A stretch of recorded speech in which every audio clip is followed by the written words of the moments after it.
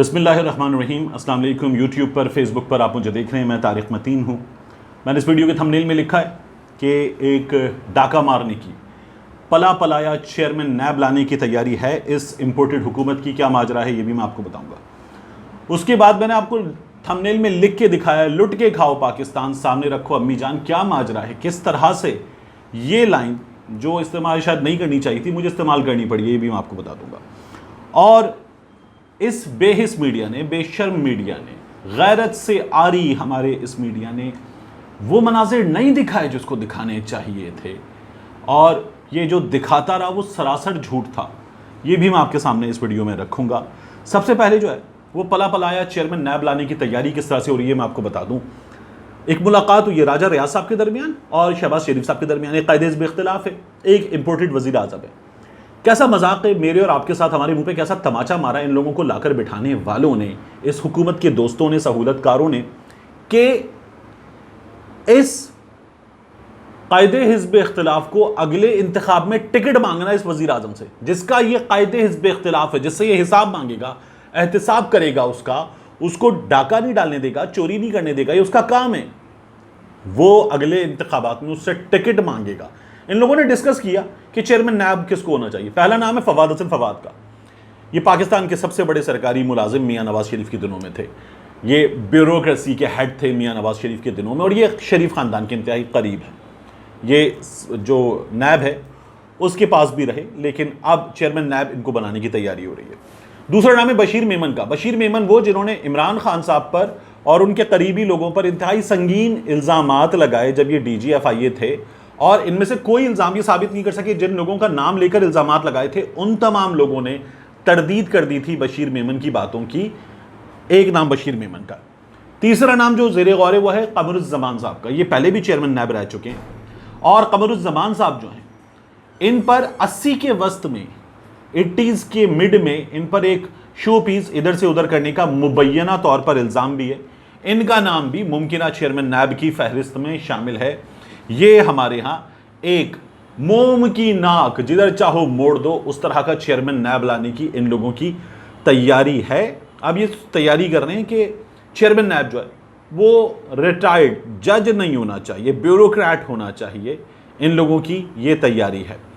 اب ہو کیا رہا ہے، یہ قانون بن گیا ہے، یہ قومی اسمبلی کے بعد سینٹ سے بھی منظور ہوا، اپوزیشن ہے نہیں وہاں پر، تو یہ منظور ہو گیا ہے۔ اس لیے میں کہتا تھا عمران خان صاحب کو یہ محاذ خالی نہیں چھوڑنا چاہیے، لیکن عمران خان صاحب جو ہیں وہ انتخاب پورا زور لگا کر چاہتے ہیں، وہ ان کی اسٹریٹجی ہے۔ اب اس میں دیکھیے ہوگا کیا، اس کے نکات سن لیجئے۔ یہ کچھ انگلش میں چیزیں پڑھ دوں گا جہاں ضرورت ہوگی آپ کے سامنے، ورنہ ترجمہ آپ کو بتا دیتا ہوں۔ نیب کی جیورسڈکشن میں اب کیا نہیں آتا؟ ٹیکسیشن کے معاملات نیب کی جیورسڈکشن میں نہیں آئیں گے، وفاقی حکومت اور صوبائی حکومت کے لیول کی۔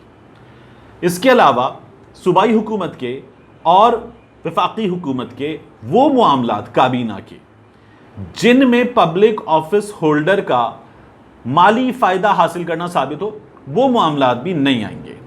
یعنی اب اگر آپ نے ایسی کی تیسی کر دی کسی فیصلے کے نتیجے میں قومی خزانے کی، تو کوئی پوچھ گچھ نہیں ہوگی۔ Procedural lapse of any public government work, یہ بھی نہیں آئے گا نیب کے دائرہ اختیار میں۔ ایسٹ اثاثے، اسی پر سب سے زیادہ بات ہوتی ہے، آمدنی سے زائد اثاثے بنائے ہیں، تو آمدنی سے زائد اثاثوں کے معاملے میں اس کی ڈیفینیشن بدلی گئی ہے۔ 1999 کا جو آرڈیننس ہے اس میں ایسٹ کی ڈیفینیشن میں تھا کہ جو ملزم ہے اس کے اثاثے، اس کے نام پر اثاثے، اس کی بیوی کے نام پہ اثاثے، اس کے یا بیویوں کے نام پہ اثاثے، اس کے بچوں کے نام پہ اثاثے، اس کے سگوں کے نام پہ اثاثے، بے نامی داروں پہ رکھتے ہیں لوگ۔ یہ تبدیل کیا گیا ہے۔ اب اس میں ترمیم کیا ہوئی ہے؟ ازواج کا، بیوی یا شوہر کا نام اس میں سے نکال دیا گیا ہے، رشتہ داروں کا نام نکال دیا گیا ہے، ایسوسیٹس یہ بھی نکال دیا گیا، متعلقین کسی شخص نے اپنے مالی کے نام پہ رکھ دیا ہے، نکال دیا گیا ہے۔ اللہ اللہ خیر صلاح، جو ڈاکہ مارتا ہے وہ اپنے نام پہ تھوڑی رکھے گا سب کچھ، یہ بھی اس میں سے نکال دیا گیا۔ جو چیئرمین نیب کے عہدے کی مدت ہے وہ 4 سال سے کم کر کے 3 سال کر دی گئی ہے، مزید پر کاٹنے کی یہ تیاری ہے۔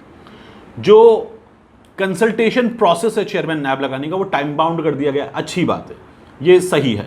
اس کے بعد کچھ ایریاز ہیں جن میں صدر کا اختیار ان کو لگتا ہے بہت زیادہ ہے، تو وہ کم کر کے اس کو اختیار کو دے دیا گیا ہے وفاقی حکومت پہ. انہی لوگوں پر تو مقدمات بننے ہیں، تو انہی لوگوں کو اختیارات دیے جا رہے ہیں. چیئرمین نیب کا، اس کے علاوہ جو احتساب عدالتوں کے ججز وغیرہ ہیں ان کے تقرر کا. اس کے ساتھ کیا ہوا ہے، ایک نیب مقدمہ نیب عدالت میں یہ 1 سال میں ڈسپوز آف ہونا ہے 30 ڈیز کے بجائے. اچھا، پھر جو انکوائری ہے وہ کمپلیٹ کی جانی ہے 6 منتھس میں، اور ایکیوز کو اس کی کاپی دی جائے گی. یہ بھی ٹھیک ہے. 1999 کا جو آرڈیننس ہے اس میں جو نیب کے چیئر پرسن کے یا چیئرمین کے جو اختیارات ہیں گرفتاری کے، وہ بھی واپس لے لیے گئے ہیں. اب یہ گرفتاری کا اختیار نہیں دے سکتا. اس میں آلٹر کیا کیا گیا، ترمیم کیا کی گئی ہے کہ گرفتاری کے اختیارات دیے جائیں گے اگر جس پر کیس ہے وہ تعاون سے انکار کر دے، تو تحقیقات میں شامل ہونے سے انکار کر دے. اس کے علاوہ جو ہے وہ ملک سے بھاگنے کی کوشش کرے تو، اور یا پھر اس پر یہ خدشہ ہو کہ وہ تفتیش پر اثر انداز ہو سکتا ہے، ریکارڈ کو ٹیمپر کر سکتا ہے. جو ریمانڈ ہے 90 دن کا وہ کم کر کے کر دیا گیا ہے 14 دن. اور اس کے علاوہ جو ہے نیب کے آفیسرز ان لوگوں کے بارے میں میڈیا پر کوئی بھی بات نہیں کر سکیں گے. 1999 سے پہلے میاں نواز شریف، شہباز شریف، یہ وہ بڑے بڑے مقدمات کہاں سے شروع ہونا ہے، اس کے ذریعے بھی ان لوگوں کے لیے کھلی چھٹی کی اس قانون میں تیاری ہے. یہ ہے اس وقت ان لوگوں کی ڈاکے کی تیاری. تو دیکھیے پہلے تو کیا ہوتا تھا، لٹ کے کھاتے تھے، بچوں کے نام پہ، بیگم کے نام پہ، والدہ کے نام پہ رکھ دیتے تھے. اب جو ہے یہ لوگ رکھیں گے تو اس پہ پوچھ گچھ نہیں ہوگی. اب اپنے نام پہ جو ہوگا اس پہ پوچھ گچھ ہوگی. امی جان کے نام پہ جو رکھو اس پہ کوئی تفتیش نہیں ہوگی. تو آپ لوٹ کے کھائیں اور امی جان کے نام پہ رکھ دیں، کسی کا باپ نہیں پوچھ سکتا آپ سے. یہ ان لوگوں نے ڈاکے میں اگلی تیاری کی ہے. اپنے مقدمات تو یہ نمٹا ہی رہے ہیں. عدالت نے کیا کیا ہے، عدالت نے پھر بھی اس معاملے میں کچھ یہ جو مقتدر شخصیات ہیں ان کی جانب سے تحقیقات پر اثر انداز ہونے کی کوشش کا معاملہ ہے.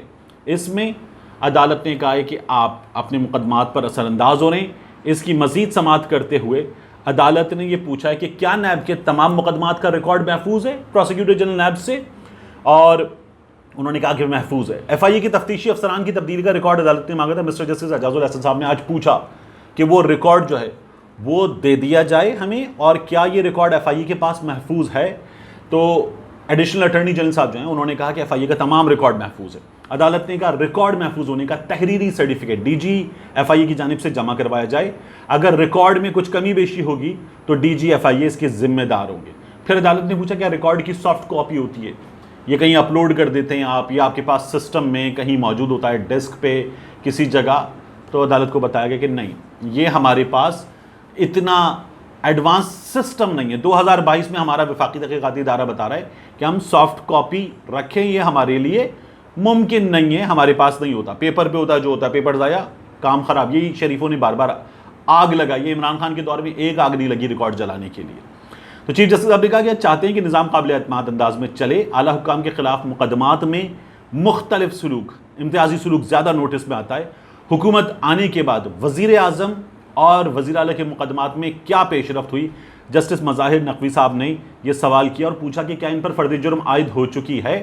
اٹارنی جنرل صاحب نے جواب دیا کہ ابھی تک فرد جرم عائد نہیں ہوئی. یاد رکھیے گا 18 فروری وہ تاریخ تھی جب ان پہ فرد جرم عائد ہونی تھی. میں نے آپ کو پہلے ہی بتایا تھا، میں تیاری کر کے بیٹھا ہوا تھا. اسی روز میرے بھائی کی شہادت ہوئی تو میں پھر ان تمام معاملات سے ہی دور ہو گیا تھا. 18 فروری سے اب تک 3 مہینے سے زیادہ ہو چکے، فرد جرم عائد نہیں ہو سکی ہے. یہ لوگ جوتیوں سمیت ایف آئی اے کی، پورے سسٹم کی، عوام کی آنکھوں میں گھس چکے ہیں. چیف جسٹس صاحب نے کہا کہ ایف آئی اے پروسیکیوشن ٹیم بظاہر مقدمے کی کارروائی رکوانے کے لیے تبدیل کی گئی ہے. اور انہوں نے یہ بھی بتا دیا کہ آرٹیکل 248 وزراء کو فوجداری کارروائی سے، جہاں یہ مجرمانہ معاملات ہیں، مالی جرائم ہیں، ان سے استثناء نہیں دیتا ہے. وفاقی وزراء کے خلاف فوجداری کارروائی چلتی رہنی چاہیے. اور یہ بھی کہا گیا جسٹس منیب اختر صاحب کی جانب سے جن سماعتوں پر پیش نہ ہونے پر پروسیکیوٹرز کو معطل کیا گیا وہ نئی حکومت کے قیام کے بعد کی تھیں. سوال ہوا کہ آپ نے پروسیکیوٹرز کو یہ کہا کہ آپ پیش نہ ہوں، آپ فارغ ہیں؟ یہ مسٹر جسٹس اعجاز الاحسن صاحب نے سوال کیا. پروسیکیوٹرز کو تبدیل کرنے کے لیے حقائق کو توڑ مروڑ کر پیش کیا گیا.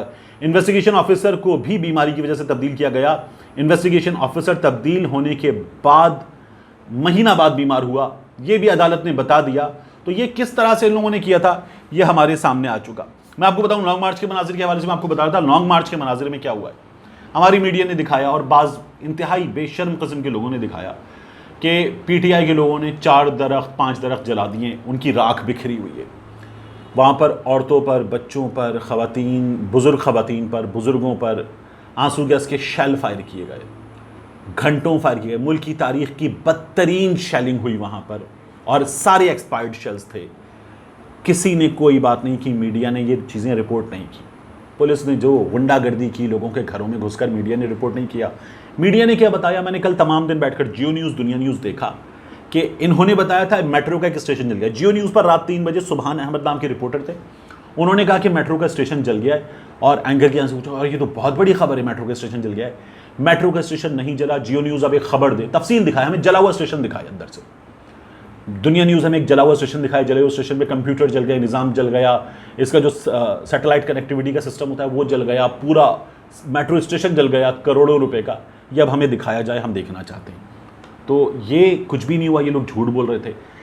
پی ٹی آئی کے سپورٹرز نے, اسلام آباد کے شہریوں نے آ کر وہ تمام جگہ جو گاڑیوں کے شیشے پولیس نے توڑے, لوگوں پر شیل برسائے, پولیس کے شیلز کی وجہ سے آگ لگی اکثر مقامات پر, وہ تمام جگہ آ کر صاف کی اسلام آباد کے شہریوں نے, پی ٹی آئی کے سپورٹرز نے.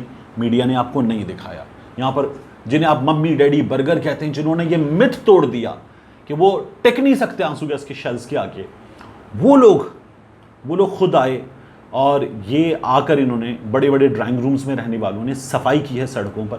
یہ میڈیا نے آپ کو نہیں دکھایا. میڈیا نے آپ کو جو دکھایا وہ مسلسل جھوٹ تھا. اور یہ جھوٹ جو ہے میڈیا نے اس لیے دکھایا کہ نون لیگ ان کو اشتہارات اور پیسوں کے ذریعے خرید لیتی ہے. یہ سلسلہ ہمارے ہاں جاری رہا. مہنگائی اب کیا حال ہے, 30 روپے پیٹرول, 30 روپے ڈیزل, 30 روپے مٹی کا تیل بڑھنے کے بعد آٹا 9 روپے فی کلو مہنگا ہوا ہے یوٹیلیٹی سٹور پر. جو عام دکان ہے, ڈپارٹمنٹل سٹور ہے, وہاں اس سے زیادہ مہنگا ہوا ہے. لیکن ہمارے ہاں, میں نے آپ سے پہلے بھی کہا تھا, ان بے شرموں کی موت ہو چکی ہے, انہیں یہ سب کچھ نظر نہیں آ رہا. بجلی مہنگی کرنے کی تیاری ہے, 7 روپے فی یونٹ بجلی بڑھانے کی تیاری ہے. اب ڈاکہ تو مارا جا چکا ہے نیب قوانین کے حوالے سے, ای وی ایم کے حوالے سے, گھروں میں یہ لوگ کود چکے. ان کی تیاری یہ ہے کہ یہ انتخابات سے اب بھی بھاگیں. انہوں نے پیٹرولیم مصنوعات کی قیمت بڑھا دی ہے اور یہ اس پہ آگے بڑھنا چاہتے ہیں. یہ آگے بڑھیں یا پیچھے ہٹیں, مصیبت ہی نہیں کی ہے. جو انہوں نے مظالم ڈھائے ہیں, ان کو ووٹ کون دے گا؟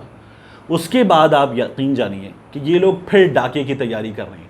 جب یہ فنگر امپرنٹ نہیں ہوگا تو مردے کا ووٹ ڈلے گا, ملک سے باہر شخص کا ووٹ اس کے علاقے میں ڈلے گا. یہ سب کچھ ہوگا. جو اپنا ووٹ ڈالنے جائے گا وہ دیکھے گا کہ اس کا ووٹ ڈل چکا, یہ میرے ساتھ ہو چکا ہے. تو یہ سب کچھ اس ملک میں دوبارہ ہوگا. ویلکم بیک ٹو پرانا پاکستان. ملتے ہیں انشاءاللہ آپ سے اگلے ویلاگ.